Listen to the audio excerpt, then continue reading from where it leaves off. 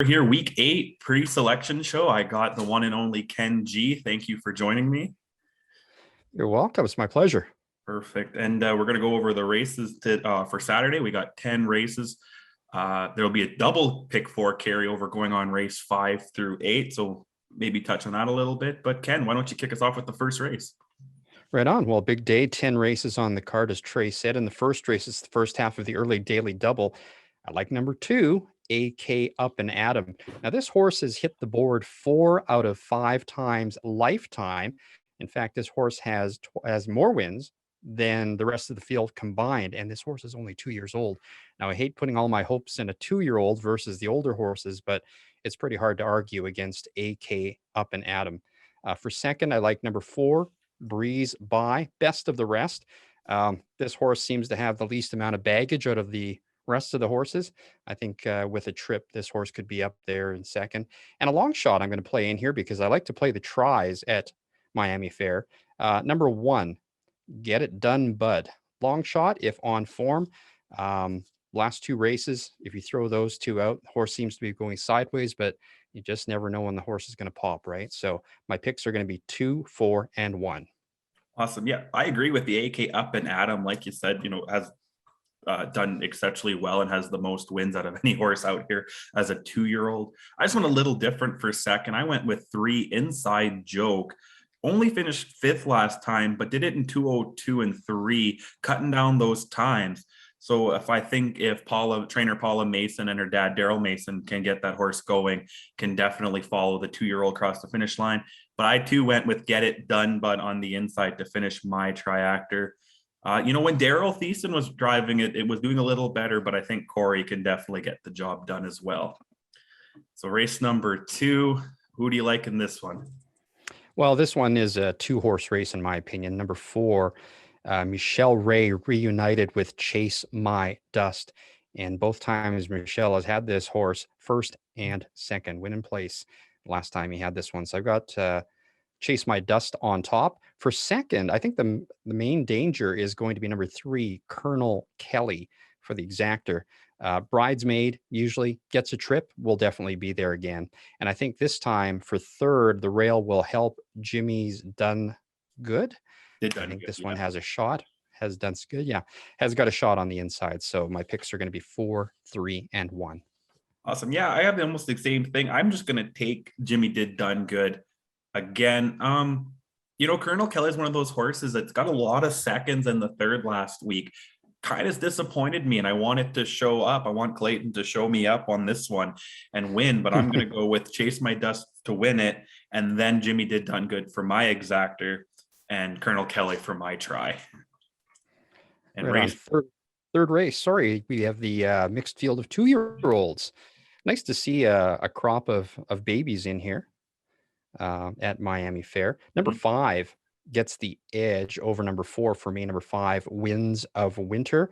Number 4 will be the Speed Fallout Girl, but I think number 5, I'm guessing the way this race is going to stack up, number 5 is going to stalk and come off the pace to win going away. As I said, I think number 4, Fallout Girl, will be second. Going to be tough, this filly. And for third, I've got number 2, Beyond the Budget.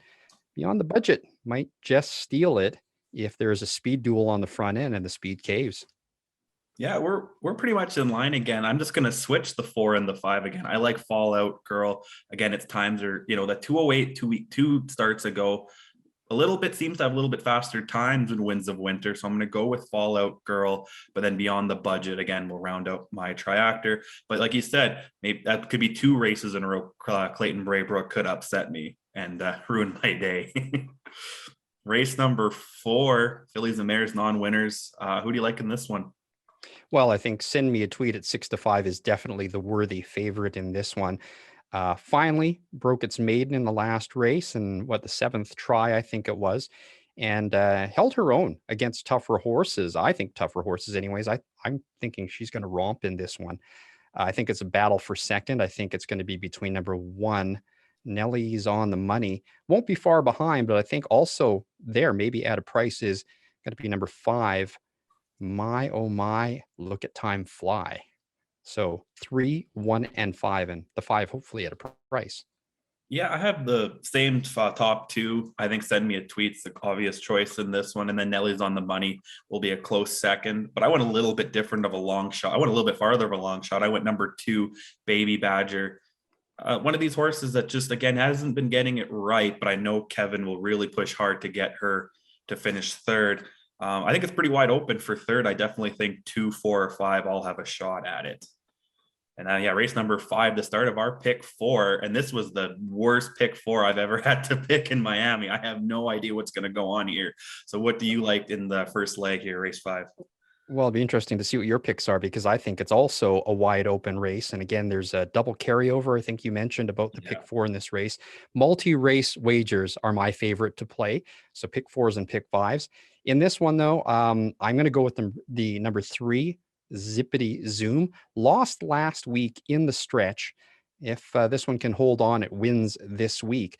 But then again, you've got to give some consideration in a 6-horse field in this one.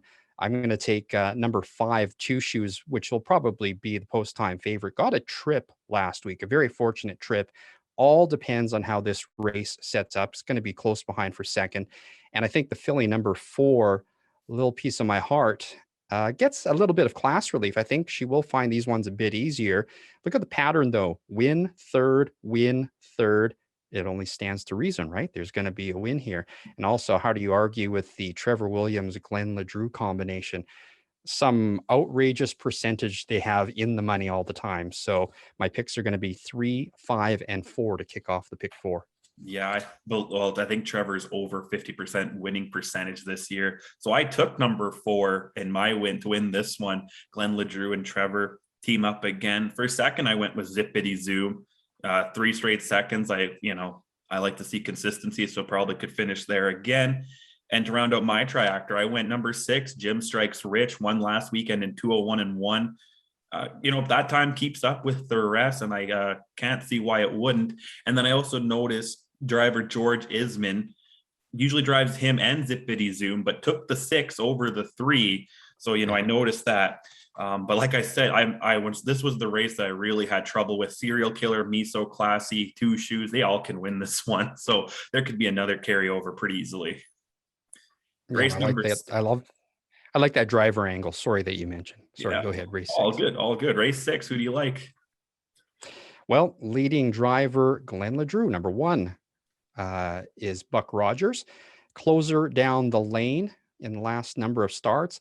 And get this, 159 and 1 on the Miami Oval, and that's losing 2 starts ago. I think that's a fantastic time. That's one fast horse for this track. So hard to argue with Buck Rogers being the favorite and being on top.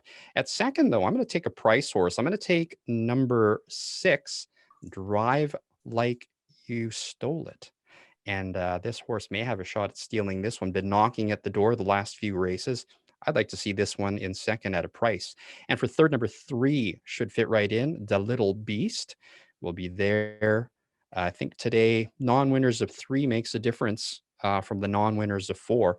So my picks are going to be 1, 6, and 3 in the second leg of the pick 4.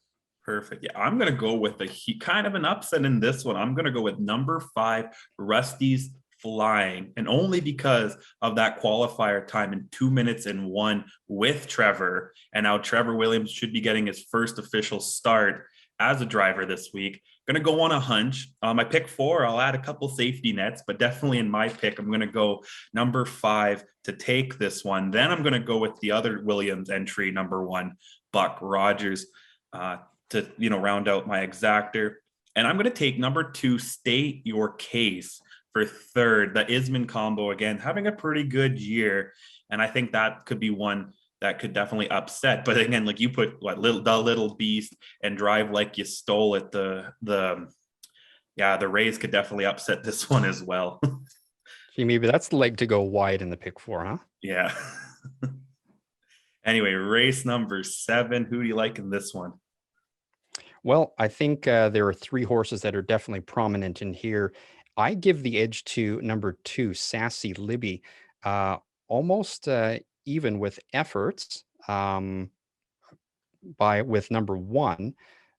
Bits and Bites, but I like the final quarter times for this horse. I think Sassy Libby has the edge coming home. Again, as I said, number one, Bits and Bites, the main danger, but with a good trip, wins the race. And if number one and number two, Bits and Bites, Sassy Libby, end up getting into a speed duel on the front end, which looks very likely, don't discount number five, Electric Amadeus, to come in and steal it, pick up all the pieces from everyone else. Yeah, we have the same thing, just reverse. My favorite horse is number five, Electric Amadeus. Won this year in 205. She was insane last year, had a couple races where she came 15 lengths back. So she's out of it. Don't count her out. And I'll give her the advantage as well, a little bit of age and experience. If one or two, get in some pacing trouble, she could definitely squeeze in and take it. But then I'll take number one, the morning line favorite, Bits and Bites, with Sassy Libby falling out my triactor. But again, they're all going to be in my pick four because I can't. Trey, you're making this one expensive pick four ticket, I know. man. I checked it out. I did the math. I'm up to $108. I'm gonna have to cut somebody somewhere, and I don't know. It's gonna be a Saturday morning decision right before the post time. Right on. Race number 8, Horse and Geldings Open. This should be a good one. Who do you like in this one? Well, I'm excited that you guys have two opens this weekend. You've got one for the fillies and mares a little bit later on, but in this one, it is really hard to bet against. Read the Proposal. This one has never been out of the money at Miami and is going for 5 wins at Miami. So that to me would probably be the only single I would consider in the pick 4. Now, for second place this time, I actually like a Paggiatura, number 2, to come in for second. This one was flying in its last race. And I also am going for a value play. So I'm going to take a Paggiatura for second. And then for third, Baylor Out will be my pick for show. We'll have to fight for the pocket this time with the speed being on the inside. But I think Baylor Out will definitely be in the picture, whether it's second or third. Yeah, I too took Read the Proposal, and I agree with you to save some money. This is going to be my key horse to end the day or end the pick 4. What does your pick 4 look like? Oh, I have would be 3, 4, 5, 6, 1, 2, 5, 1, 2, 5, 3 as of now, but it's gonna have to get cut down by Sunday because I don't have that much in the old account right now. So, but I've got it narrowed down to $18. Okay. I've got 3, 4, 5 with 1, 3, 6 with 1, 2 with 3. And of course, you know what's going to happen, right? When you single that one, that's going to be the one that you don't get. So exactly.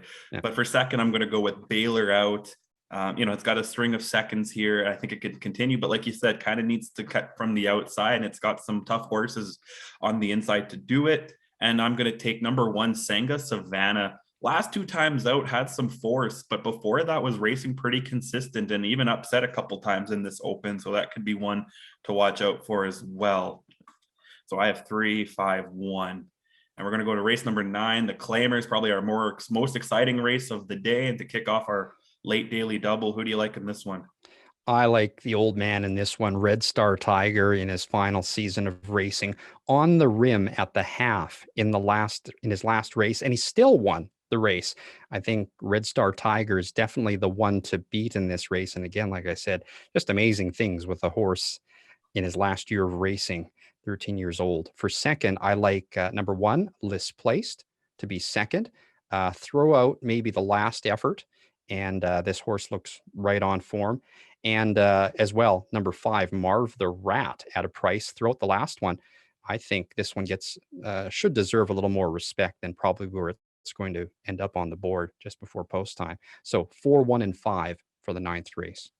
Yeah, we have the exact same. I really can't add much to that. Red Star Tiger's been the star on the track in this race. And Liz Placed is one other than that last start too that always seems to be in the conversation with it.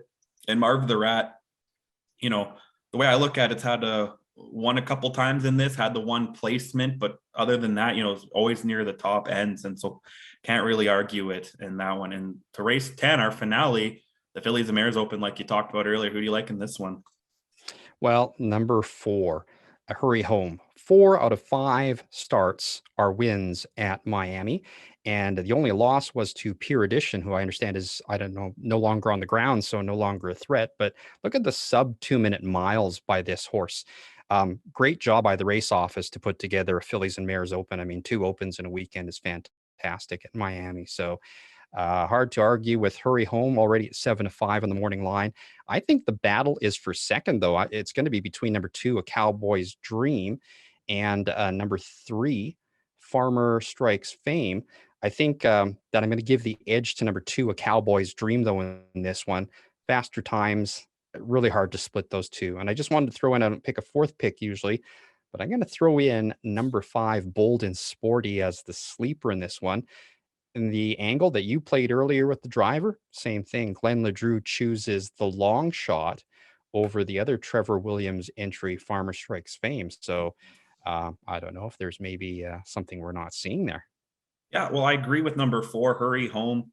Really hard to go against that one. For second, I understand what you're saying because I went with that way earlier, but I'm going to go with Farmer Strikes Fame for second because Chris Brown, my boy, he picked up the win with this one last week. So I think that's the reason they went there, was to let Chris keep going with his winning streak there. He's got I think he's only raced for Trevor 2 or 3 times this year, and he's won 2 or 3 of them. So he's on almost batting 100 with that combination. And then for third, I'm going to go with Bold and Sporty to round out my triactor. But perfect. Awesome. That's our picks for the day. Thank you. And race time will come up shortly. Good luck, everybody.